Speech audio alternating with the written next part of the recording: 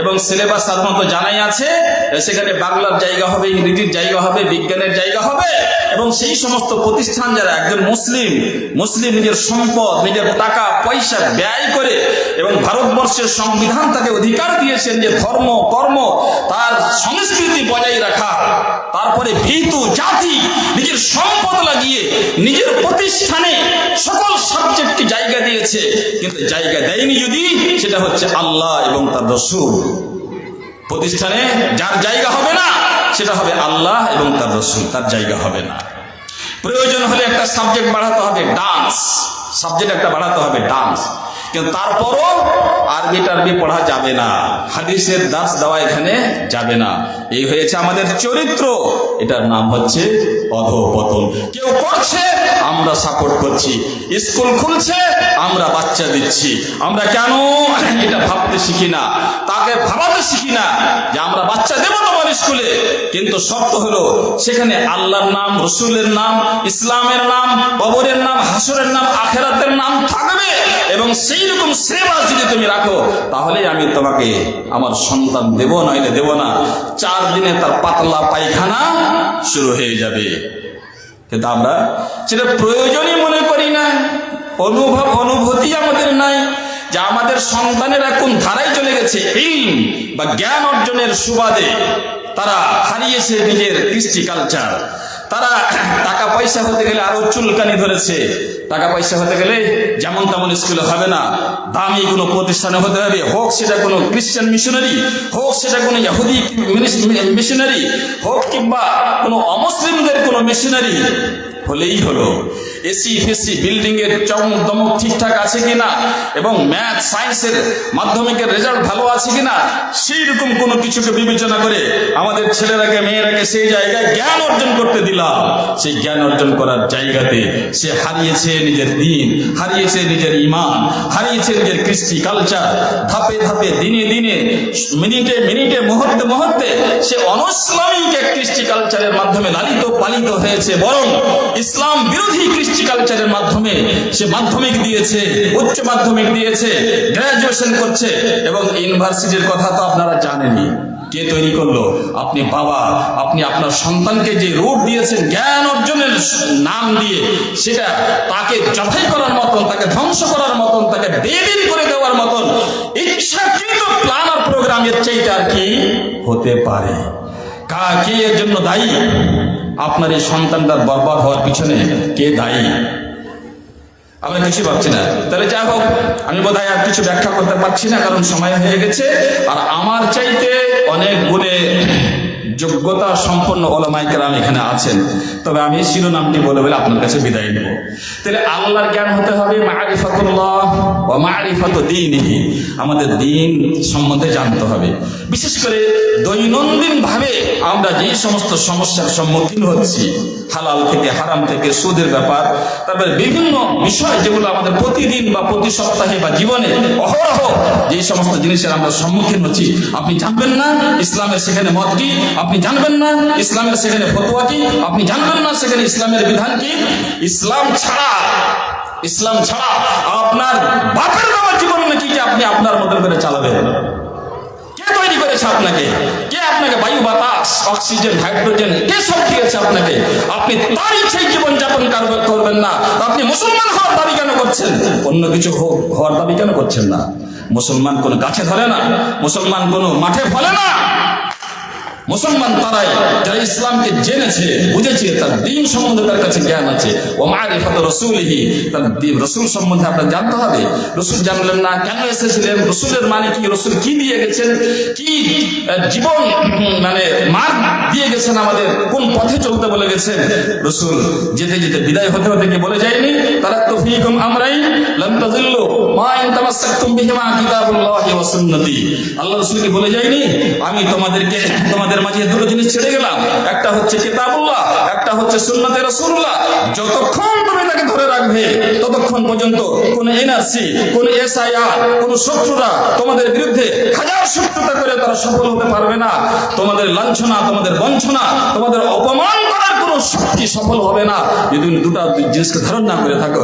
আর দুইটা জিনিসকে আমরা প্রায় সম্পূর্ণভাবে বর্জন করে দিয়ে আজ অমিত শাহর উপরে দোষারোপ করছি, আর দুঃখ করছি নরেন্দ্র মোদীর উপরে, দুঃখ করছি। আপনার ভুলটার কি হবে, আমাদের ভুলটার কি হবে? এক নরেন্দ্র মোদী মরবে, আর এক নরেন্দ্র মোদী জন্ম নেবে, এক অমিত শাহ মরবে, আর এক অমিত শাহ জন্ম নেবে। এটা কোনো ফ্যাক্টরি নয় আমাদের কাছে। আমাদের কাছে ফ্যাক্টর হচ্ছে যে আপনি আপনার জীবনটা নিয়ে একবার অনুশোচনা করবেন কি করবেন না। আপনি যে ইমান ছাড়া, ইমান হারা, আদর্শ হারা হয়ে গেছেন, সেই জায়গায় আসবেন কিনা। আপনি আল্লাহর দিকে ফিরে আসুন। ইন তানসুরুল্লাহ ইয়ানসুরকুম। তুমি যদি আল্লাহর মদদ করো, তার মানে হচ্ছে আল্লাহর রজ্জুকে ধারণ করো, আল্লাহর দ্বীনের দিকে এগিয়ে এসো। আল্লাহর সাথে নিজের সম্পর্ক যদি তৈরি করতে পারো, তো আল্লাহ রাব্বুল আলামিনকে 2 মিনিটও লাগবে না। বড় বড় ষড়যন্ত্রকে ধূলিসাৎ করতে 2 মিনিটও সময় লাগবে না। আপনি কি আবাবিল পাখির ঘটনা ভুলে গেছেন? পাখির ঘটনা ভুলে গেছেন? আবাবিল পাখির দ্বারা আব্রাহার মতো শক্তিশালী হাতির সৈন্য সেনাবাহিনীকে আল্লাহ আবাবিলের মাধ্যমে তারাকে ধ্বংস করেছে। আপনার কাজ এটা নয় যে তার সাথে লড়াই করব, তার মতো শক্তি অর্জন করব, আর তার মতো হব তখন সেটা হবে, সেটা নয়। প্রথম শক্তি হচ্ছে আপনার, যে আপনি আপনার সম্পর্ক আল্লাহর সাথে জুড়ে নিন। আপনি সত্যিকার অর্থে মুমিন মুসলমান হতে শিখুন এবং মুসলিম মুমিন হয়ে জীবন যাপন করার একটা অভ্যাস তৈরি করুন। দেখবেন আল্লাহর দয়া কিভাবে নেমে আসছে। আর যারা ইসলামকে নিয়ে মুসলমানের বিরুদ্ধে নানাবিধ ষড়যন্ত্র রচনা করছে, আল্লাহ তাআলা 2-4 মিনিটের মধ্যে সেগুলোকে ধুলোর মতন করে উড়িয়ে দিবে। যাই হোক, আমাদের জ্ঞান অর্জনের জায়গা হচ্ছে আল্লাহ এবং তার রাসূল, তার দ্বীন সম্বন্ধে জানতে হবে, এবং সেই সাথে সাথে দুনিয়ার যত উপকারী বিদ্যা বুদ্ধি আছে সেগুলো আপনাকে অর্জন করতে হবে। নাম্বার 2, যা জেনেছেন তার প্রতি আমল করতে হবে, তার প্রতি আমল করতে হবে। সোজা কথা, এখানে কাউরির কোনো ছাড় নাই। আমার মতো একজন বক্তা বক্তব্য দিয়ে যাচ্ছে, সারা জীবন বক্তব্য দিয়ে যাচ্ছে। আপনারা শুনে রেখেছেন, কিয়ামতের দিন সর্বপ্রথম যাকে জাহান্নামে নিক্ষিপ্ত করা হবে তারা হবে একজন কারি কিতাবুল্লাহ আর গাজী ফি সাবিলিল্লাহ। যারা আল্লাহর পথে জিহাদ করার দাবি করেছিল, যারা আলেম হওয়ার দাবি করেছিল, তার কোনো ছাড় নাই, সবাই সমান। যা আপনি জেনেছেন, 2-4 10টা 20টা কথা যা জেনেছেন, 2-4 10,000 5,000 5 লক্ষ কথা যে যতটা জেনেছে, তারপরে অতটাই আমল করা অপরিহার্য হয়ে গেছে। আমল যদি না করে তাকে জাহান্নামে নিক্ষিপ্ত করা হবে। আমার মতো একজন বক্তাকেও জাহান্নামে নিক্ষিপ্ত করা হতে পারে। এবং আমি তখন বলবো, আল্লাহ, আমি শত শত মজলিসে কোরআন হাদিসের ব্যাখ্যা করেছিলাম, এই কি ঘটনা হলো যে আমি জাহান্নামে চলে যাচ্ছি? বলবে, হ্যাঁ বেটা, তুমি টাকার জন্য বক্তব্য দিয়েছিলা, তুমি সুনাম কামাবার জন্য বক্তব্য দিয়েছিলা, সেই সুনাম তুমি পেয়ে গেছো, সেই টাকা তুমি পেয়ে গেছো, আর পাওয়ার মতন আমার কাছে কোনো জিনিস না, আমার জন্য তুমি বক্তব্য দাওনি, এই জন্য তোমার হাসর হচ্ছে জাহান্নাম। এক আলেমের যদি দশা হয়, তাহলে আবার সাধারণ মানুষের কি দশা হবে? আপনি যেটা জেনেছেন তার প্রতি আমল করবেন। 3 নম্বর কাজ হচ্ছে দাওয়াত ইলাইহি। যা কিছু আপনি জেনেছেন, যা কিছু আপনি মানতে পেরেছেন, তার প্রতি অন্যকে আহ্বান করা, অন্যর কাছে সে দাওয়াতটা দেওয়া। আমি এখানে আপনাকে গ্রামের লোককে দাওয়াত দেওয়ার কথা বলবো না, রাষ্ট্রের কথাকে দাওয়াত দেওয়ার কথা বলবো না, পুরো সমাজের দায়ী হিসাবে কাজ করার অত বড় বড় ভাষা আমার দরকার নেই। অন্যকে যে দাওয়াতটা দিতে হবে, তার সর্বপ্রথম মুখাতাব এবং মুস্তাহিক হচ্ছে আপনার অতি নিকটবর্তী মানুষেরা। আপনি যা জেনেছেন, যা মেনেছেন, তা আপনি আপনার নিকটবর্তী মানুষ, অর্থাৎ আপনার স্ত্রীকে সেটা বুঝান, আপনার ছেলেপেলেকে সেটা বুঝান, আপনার বাড়িতে আপনার অধীনস্থ যে সমস্ত মানুষেরা বসবাস করে তার প্রতি বুঝান। সেখানে প্রয়োজন হলে আপনি আপনার শক্তি প্রয়োগ করেন, আপনার দাপট ব্যবহার করেন। কেন সে ইসলামের বাইরে যাবে? আপনি সেটা করেন। আমাদের একটা অভ্যাস হয়ে গেছে, ভালো কাজ করা, নামাজের কথা, রোজার কথা, ইসলামের কথা বলবে মৌলভী, মাওলানা, মুয়াজ্জিন সাহেবেরা, আর তার বাড়িরও পর্যন্ত দায়িত্বটা সে নিজে পালন করতে চায় না। একজন মোটা তাজা সুন্দরী স্ত্রীকে নিয়ে সে বিছানায় ঘুমায় এবং তার সৌন্দর্য রূপ নিয়ে সে আনোদন বিনোদন করে, সব কিছু করে, কিন্তু তার স্ত্রী নামাজ পড়ে না, তার যে রোজার মাসে, রমজান মাসে রোজা রাখে না এবং বেপরদা হয়ে থাকে এবং ইসলামের শত শত বিধানকে অপমান করে। আর সে তখন অপেক্ষা করে কোনো মাওলানা, কোনো তাবলিগি জামাত, কোনো আহলে হাদিসের লোক এসে সভা করবে, সমিতি করবে, আমাকে বুঝাবে, আমার স্ত্রীকে, আমার ছেলেপেলেকে সে বুঝাবে।